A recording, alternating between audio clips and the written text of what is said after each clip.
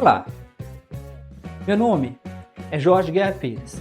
Eu sou doutor em Engenharia da Informação, focado em Bioinformática. Ultimamente, eu tenho escrito vários livros. Eu decidi dedicar parte desses livros ao conceito de divulgação científica. Então, neste podcast, você vai ver vários episódios sobre assuntos bem variados. Esses assuntos envolvem política, religião, e todos eles tentam trazer a ciência para um público geral.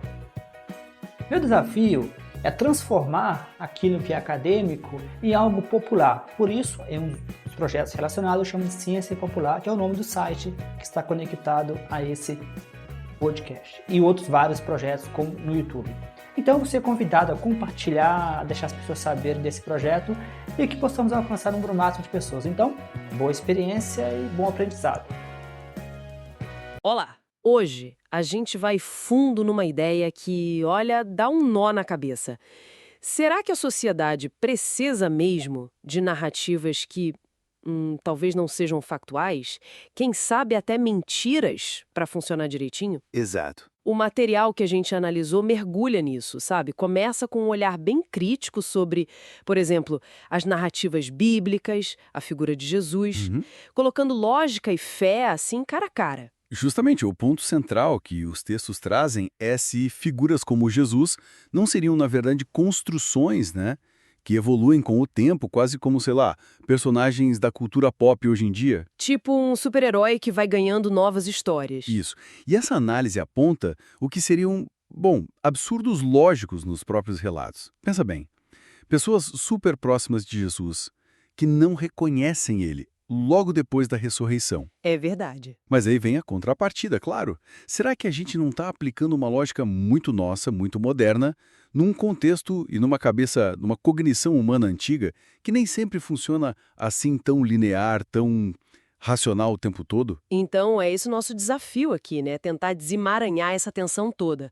Como é que as diferentes visões, a lógica pura, a da fé, a da análise histórica, como elas lidam com a verdade dos fatos e principalmente com a função social dessas crenças tão fortes.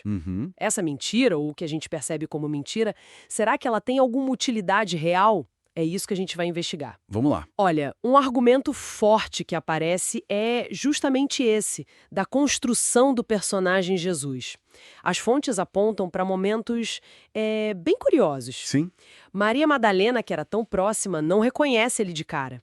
Discípulos que andam um tempão com ele, conversando sem sacar quem ele é. É estranho, né? Tem que pensar com a nossa lógica de hoje. Exato.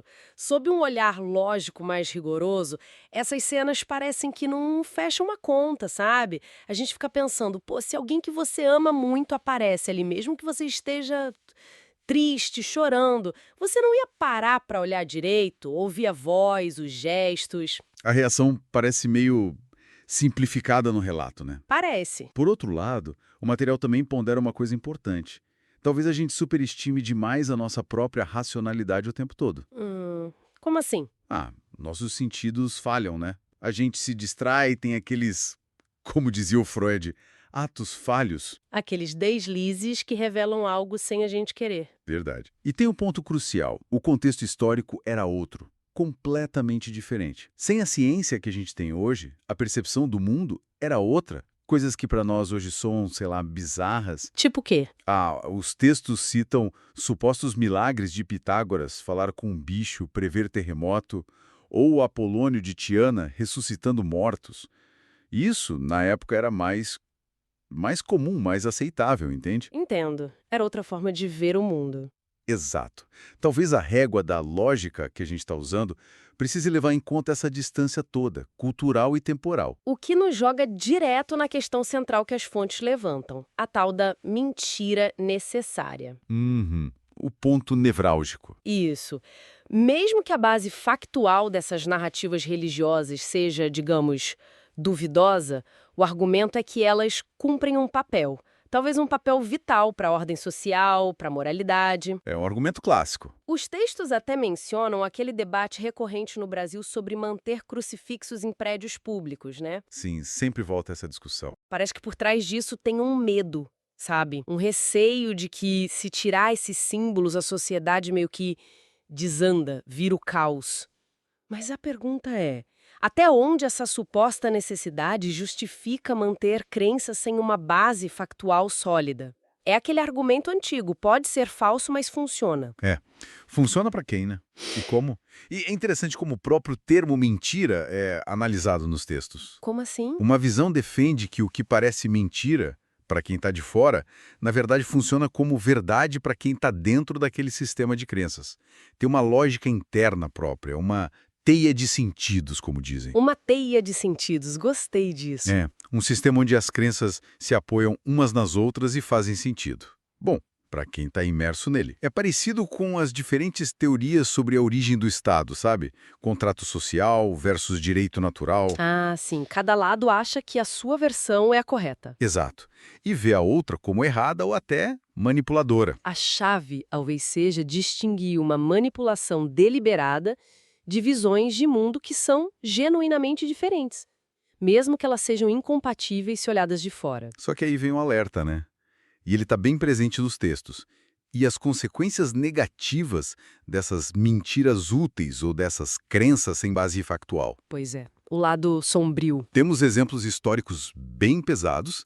A caça às bruxas na Europa, por exemplo, que foi alimentada por interpretações literais da Bíblia Terrível. e levou milhares de pessoas, principalmente mulheres, à morte com base em acusações sem prova nenhuma, só na base da crença e do medo. É um lembrete do poder perigoso dessas narrativas. E isso não ficou só no passado, né? O material que a gente viu aponta como desinformações bem modernas. Tipo fake news. Exato. Pensa na infame história da mamadeira de piroca, ou nas teorias da conspiração que ajudaram a inflamar os ataques de 8 de janeiro aqui no Brasil. Essas coisas circulam com muita força em certos grupos religiosos mais conservadores. É verdade, a gente vê isso. Então, quando essas crenças começam a gerar dano real, concreto, na vida das pessoas, a tal utilidade social delas precisa ser colocada na balança. E com muito, muito cuidado. Pois é. Inclusive, as fontes até sugerem umas comparações interessantes. Dados de países mais seculares versus países mais religiosos, olhando indicadores como IDH, criminalidade. E o que eles indicam? Parece que esses dados desafiam um pouco a ideia de que a religião, mesmo que seja vista como essa mentira útil por alguns, traga automaticamente benefícios sociais claros nesses pontos. Aquela noção de que sem Deus não há moralidade fica meio abalada, sabe? Faz sentido. A correlação não é tão direta assim. Então a gente chega nesse impasse, né? De um lado, essa possível função de coesão social que narrativas compartilhadas podem ter, mesmo sendo factualmente frágeis. A cola social, digamos. Isso. E do outro lado, os problemas lógicos que elas podem apresentar e, pior, os perigos bem reais quando essas narrativas são distorcidas ou levadas ao extremo. Exatamente. E a reflexão final que o material deixa pra gente é justamente sobre esse equilíbrio delicado. Como é que a gente consegue, ao mesmo tempo, respeitar as diferentes teias de sentido que organizam a vida de tanta gente, Que são importantes para elas. sim, que dão significado, e, ao mesmo tempo, analisar criticamente a base factual dessas crenças e, principalmente, as consequências práticas delas no mundo que a gente compartilha. Onde é que a gente traça a linha? É a grande questão. Onde termina a mentira útil, onde começa uma visão de mundo alternativa, legítima, e onde essa visão se torna prejudicial para todos. Fica aí a provocação, né? Para a gente continuar pensando sobre isso. Você acabou de assistir mais um episódio do meu podcast Ciência para Não Cientista. Você pode entrar em contato comigo no e-mail jorgeguerrapires@yahoo.com.br, no e-mail jorgeguerrapires@yahoo.com.br. É bom sempre lembrar que eu tenho vários livros na Amazon, no Google Books. Esses livros estão em formatos bem variados, como formato impresso, e-book, Kindle, audiolivros. Então, você tem toda uma gama de escolha. Existe sempre a opção de fazer uma doação, oferecer um suporte para que eu possa manter o podcast em versão premium e possa manter os episódios por um período maior do que 3 meses, ou até mesmo deixar vários episódios maior do que 2 horas por mês, que é o meu limite. Então, eu te convido a fazer doações para o e-mail, o mesmo e-mail que eu falei anteriormente, que é jorgeguerrapires@yahoo.com.br, jorgeguerrapires@yahoo.com.br. Então, muito obrigado e continue no podcast para ver os próximos episódios e não deixe de compartilhar com seus amigos, com pessoas que possam se interessar. Um grande abraço, até mais, Jorge.